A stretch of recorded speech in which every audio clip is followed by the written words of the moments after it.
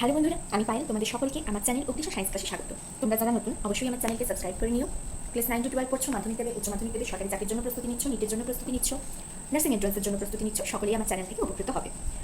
আমি আজকে যেটা তোমাদের বলবো সেটা হচ্ছে ক্লাস 9 চ্যাপ্টার 2 জীবন সংগঠনের স্তর তোমাদেরকে বলছি, level of organisation of life. তো সেইখানে আমার নিউক্লিক অ্যাসিড আমি আগের দিনই ভিডিওতে দিচ্ছি, ঠিক আছে। তো নিউক্লিক অ্যাসিডের মধ্যে আমার একটু জিনিস বলতে বাকি রয়ে গেছে। আমি নাইট্রোজেন বেস বলেছিলাম, ঠিক আছে। নিউক্লিওটাইডগুলো তিনটে জিনিস নিয়ে গঠিত হচ্ছিল: শর্করা, পেন্টোজ শর্করা, একটা হচ্ছে যেটা সুগার বলবো, আরেকটা হচ্ছে নাইট্রোজেন বেস, আরেকটা হচ্ছে ফসফেট।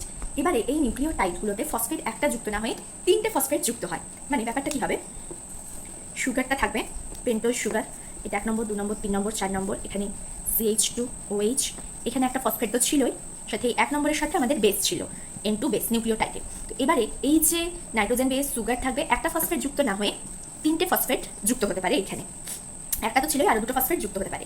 এইরকম ভাবে যে স্ট্রাকচারটা তৈরি হবে, N2 বেস এখানে ধরো দিয়ে দিলাম অ্যাডেনিন এ, এই স্ট্রাকচারটার নাম হয়ে যায় অ্যাডিনোসিন ট্রাইফসফেট। তিনটে ফসফেট আছে, 1 2 3। যদি একটা ফসফেট থাকে তাকে আমরা লিখতে পারবো AMP, মানে এটা হচ্ছে একটা নিউক্লিওটাইড AMP, অ্যাডিনোসিন মোনোফসফেট। যদি দুটো ফসফেট থাকে তাকে বলা হয় অ্যাডিনোসিন ডাইফসফেট। আর যদি তিনটে ফসফেট থাকে সেক্ষেত্রে তাকে আমরা বলবো, এটা যেটা নাম অ্যাডিনোসিন ট্রাই মানে 3, অ্যাডিনোসিন ট্রাইফসফেট, অ্যাডিনোসিন ট্রাইফসফেট। ঠিক, যদি এখানে A নাইট্রোজেন বেস থাকে, A নাইট্রোজেন বেস না থেকে এখানে যদি G নাইট্রোজেন বেস থাকে, ঠিক আছে, তাহলে এর নাম কি হয়ে যাবে গুয়ানোসিন ট্রাইফসফেট। তাহলে যেরকম অ্যাডিনোসিন মোনোফসফেট হয়, ডাইফসফেট হয়, সেরকম গুয়ানোসিন মোনোফসফেট হয়, ডাইফসফেট হয়, গুয়ানোসিন ট্রাইফসফেট, ঠিক আছে। এবার যদি এখানে G না থেকে থাকলো T, তাহলে T বেস যদি থাইমিন বেস থাকলো তাহলে নাম হয়ে যায় থাইমিডিন ট্রাইফসফেট। এবার থাইমিডিন মোনোফসফেট ডাইফসফেটও হয়। আর কি নাম হতে পারে, যদি এখানে থাকলো C, ঠিক আছে, সাইটোসি, তাহলে নাম হয়ে যায় সাইটিডিন ট্রাইফসফেট। ঠিক এইরকমভাবে এগুলো হচ্ছে কি নিউক্লিওটাইড, এগুলো হচ্ছে নিউক্লিওটাইড যেগুলো আমাদের শরীরে উৎপন্ন হয়। আর যখন ডিএনএ উৎপন্ন হয়, ডিএনএটা থাকে, তখন এটিপি যুক্ত হয়। এটিপিটা আসছে মানে কীরকমভাবে যখন যুক্তটা হয়, অ্যাকচুয়ালি অ্যাডিনোসিনটাই যুক্ত হয় AMP, যেটা যুক্ত হয় মোনোফসফেটই যুক্ত হয়, কিন্তু এটিপিটা থাকে, এটিপির থেকে দুটো ফসফেট সরে যায়, দুটো ফসফেট যখন বেরিয়ে যায় তাকে বলা হয় পাইরোফসফেট, আর একটা ফসফেটকে বলা হয় ইনঅর্গানিক ফসফেট। তাহলে এটিপিটা আস্তে আস্তে কি করে, AMP মানে এটিপি যখন হাইড্রোলিসিস হয়, যখন যুক্ত হয় নিউক্লিওটাইডের সাথে, মানে এটিপিটা AMP প্লাস PPI, দুটো ফসফেটকে লিখে PPI মানে পাইরোফসফেট। পরে এই পাইরোফসফেটটা ইনঅর্গানিক ফসফেট দুটো দিয়ে দেয় P+P, ঠিক আছে। এই যে পাইরোফসফেটটা ভেঙে ইনঅর্গানিক ফসফেট যখন দেয়, তখন আমরা শক্তি পাবো। আর এই AMPটার সঙ্গে নিউক্লিওটাইডের সঙ্গে যুক্ত করে কি হচ্ছে, নিউক্লিক অ্যাসিডগুলো চেনটা বাড়ে।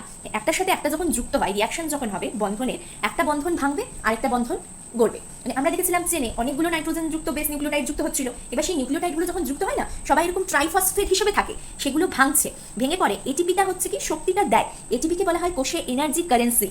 সব থেকে বেশি শক্তি আমরা এটিপি থেকে পাবো। আমাদের দেহে যত কাজ হয়, রাসায়নিক বিক্রিয়া হয়, তার জন্য যে বিক্রিয়াতে তো একটা বন্ধন ভাঙবে, তবে তো বন্ধন গঠিত হবে।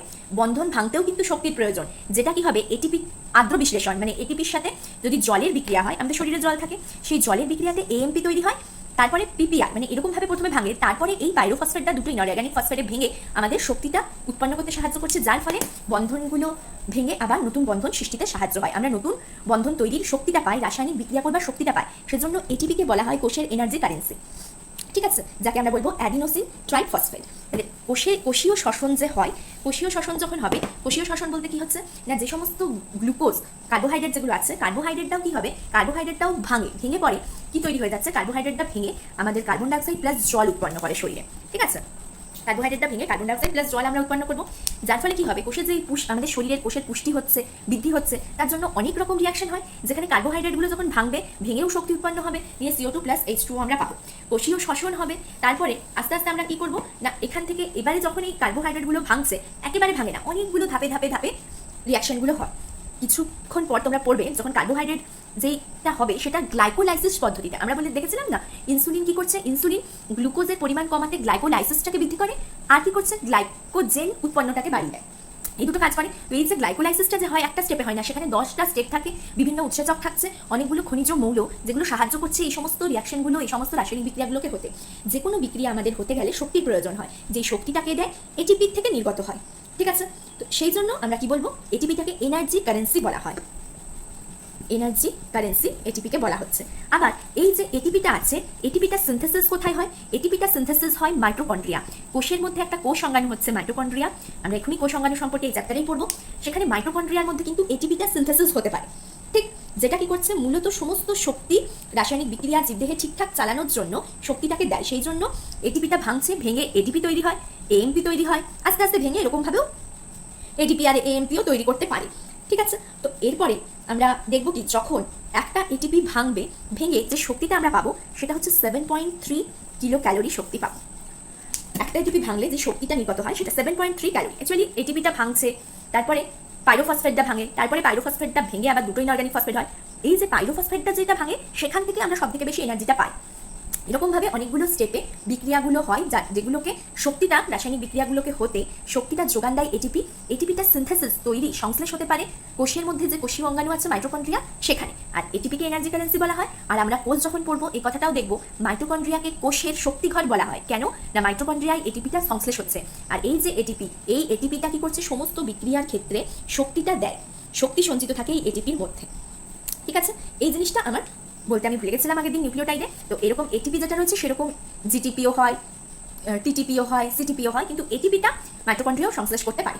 এই জিনিসটা তোমরা একটু মনে রেখো। ঠিক, তাহলে আজকে এত দূরই থাক।